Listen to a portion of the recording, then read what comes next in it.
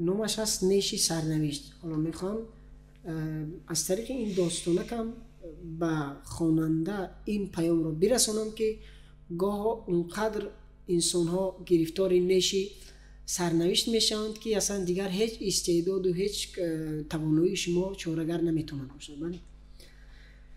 نیشی سرنوشت یکی از آن روزهای مه آلود و گرفته بر فراز شهر دامن گسترده بود.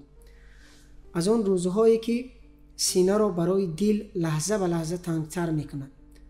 نه باران میبارید تا گرد از رخ زرد زمین بشوید و نه آفتاب پرده ابرها میدرید تا تیرگی دلها را رفع کند. تازه از اتاق جراحی خارج شده بودم. جراحی بیشتر از 6 ساعت طول کشید. بیماری بیچاره با استفاده از دستهای من 6 ساعت دست به گریبان مرگ تقلا کرد. خسته دل و وامانده خودم را انداختم روی صندلی اتاق کاریم. روی میز یک دسته برگه های تشخیص بیماری های تحت درمانم چیده شده بود. با پشت دستم عرق جبینم را پاک کردم و پرونده همین بیماری را که 10 دقیقه پیش جراحی روی قلبش را به پایان رسانیده بودم پیش کشیدم.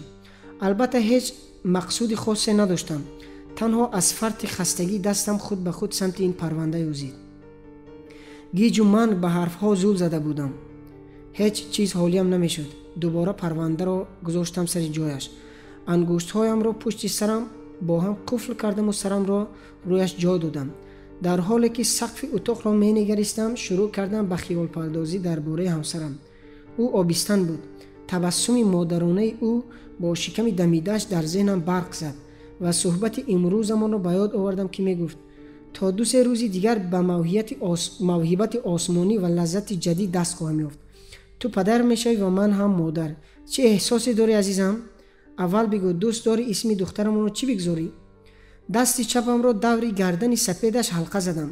با نهایت محبت و احتیاط با دست راستم شکمش را نوازش کردم و گفتم میخواهم دخترم را مهستی صدا بکنم. مهستی فوق‌العاده به دلم نشسته است. نظرت چیست؟ بدون اینکه مته به خشخاش گذارد و قضیه را کش بدهد بیان کرد. من اسمی را میخوام که وقتی دخترم را با آن صدا میکنم یاد تو افتم. مهستی گمانم معنیش مهبونو میشود مگر نه؟ اینها را به یاد می آوردم و تبسم میکردم که یکه خوردم. صدای باز شدن در اتاقم بود. در باز شد و به خیال پردازی های شیرینم نقطه گذاشت. پشت در نیمه باز نیم پیکره پرستار را دیدم. با چهره پریشان و مضطرب عجولانه به حرف درآمد. جناب دکتر یک جوان را آوردند. تصادف کرده است. نزد ناحیه قلبش خونریزی شدید دارد. فوراً به اتاق جراحی بیایید. بدون اینکه پاسخ از من بشنود مثل شبح غیب زد. سریع از جایم بلند شدم و با گام‌های بلند و کنگرووار خطم را کشیدم به سمت اتاق جراحی. طبق رسم اتاق جراحی به محض ورودم به اتاق 2 پرستار چون 2 پروانه حول هوشم را حصار انداختند. یکی از خلعت پزشکی به تنم میپوشاند و دومی دستکش‌ها را در دستانم میکشید. دوباره پرستار اولی ماسک و کلاهم را گذاشت و اطلاعات ضروری در مورد بیمار را بیان کرد. بیمار تصادف کرده است. شیشه پاره کنار شریان قلبش فرو رفته است. ضربان قلبش لحظه به لحظه سنگین‌تر می‌شود. خون زیاد تلف کرده است. بیمار به خون نیاز دارد. فشار خونش کمتر می‌شود. گروه خونش A- است. معده‌اش هم آسیب دیده است. درونش دارد از خون پر می‌شود. به تخت بیمار نزدیک شدم. جوان سیمای آشنا و گرمی داشت. با وجود اینکه سر و صورتش آغشته خون بود زود شناختمش. به شانه‌های رستمانه و هیکل درشتش که لرزه به اندام دشمن می آورد نگریستم. به شیشه پاره فرو رفته به سینه‌اش نگاه کردم. دستهایم به لرزه درآمد و رعشه تندی را از سر تا به پایم احساس کردم. وقتی عمق جراحت او را دیدم خیلی زود درک کردم که او را از دست خواهم داد. کار از کار گذشته بود. اما امیدوارانه دست به کار شدم تا نجاتش بدهم. دریغ و درد که چند لحظه هم طول نکشید و قلبش از تپش باز ماند. او چشمانش را برای خواب ابد به هم گذاشت. او برادرم بود که هنوز نگاهی ملتمسش مغزم را زجر می دهد. به پرستار گفتم وقتی مرگ را ثبت بکند و خودم بسیار تلخ و خاموش گریستم و اتاق را ترک کردم. دم در ورودی بیمارستان مادرم را دیدم. با هر 2 زانو بر زمین نشسته و موهایش آشفته بود. گیسوان سفید و سیاهش ژولیده. رومال سفیدش مثل تکه برف بر روی زمین میخوابید. او بر سر و سینه‌اش مشت میزد. آنچنان شیون میکرد که دل سنگ آب میشد. گاهی به سرنوشت ناسزا میفرستاد، گاهی از پروردگار التماس کمک میکرد. خودم را خیلی بیچاره حس کردم، چون آن لحظه ها دریافتم که تحمل هیچ چیز دشوارتر از این نیست که به مادر در نهایت امیدواریش بگویی که دیگر التماسش از خداوند بیهوده و بیفایده است. جسمی از درد زخمیم را به حضور مادر رساندم. همین که مرا دید خودش را به آغوشم انداخت. به نظر می رسید که پیکرش از داغ فرزند ضعیفتر و نحیفتر شده است. در حالی که در آغوشم لرزش تمام اندام او را با رگ رگ جانم احساس می کردم، سرش را از زیر چانم جدا کردم و دیدگان گریانش را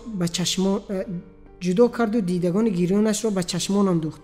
وقتی او را در چنین حال دیدم دو تکه شدم. او با لب‌های کج و آواز لرزان از من التماس کرد: بچم را نجات بده، خواهش میکنم کمکش کن، نگذار بمیرد. برادرت را نجات بده، التماست میکنم، خواهش میکنم، التماس.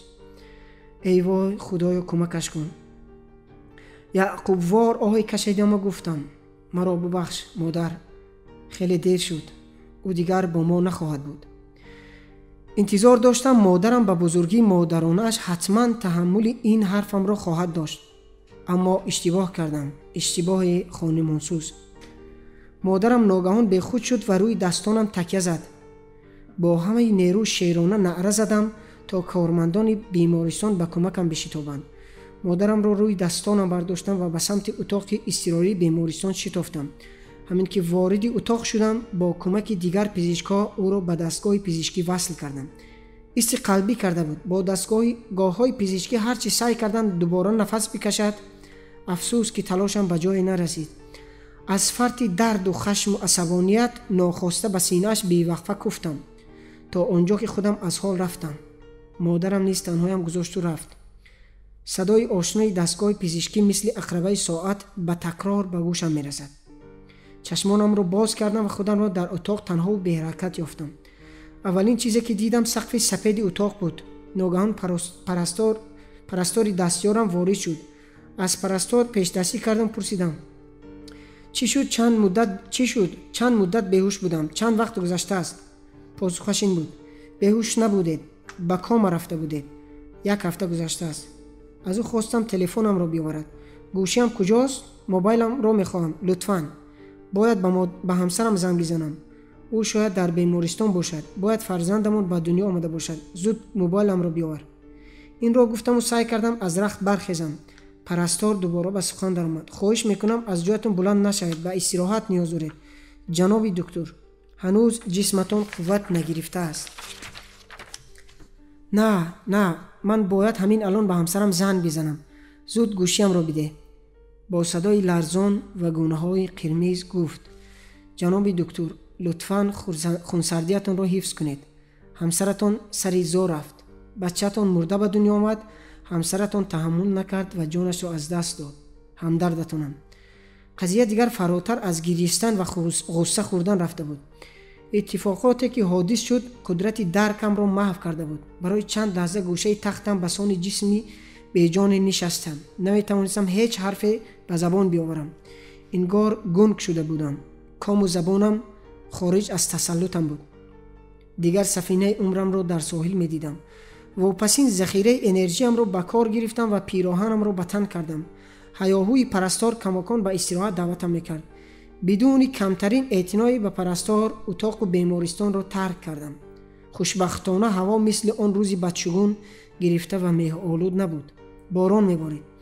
از آن باران‌هایی که گرد از رخ زرد زمین میشوید و کدورت و تیرگی دل میزداید. زیر باران کنار جاده که به انتها مینمود سرگشته و بیچاره به راه افتادم و دیار ناکجا آباد. این لحظه گوشه لبم طعم شوری را مزه کردم. آیا مزه باران چنین است یا چیز دیگر؟ نمیدانم.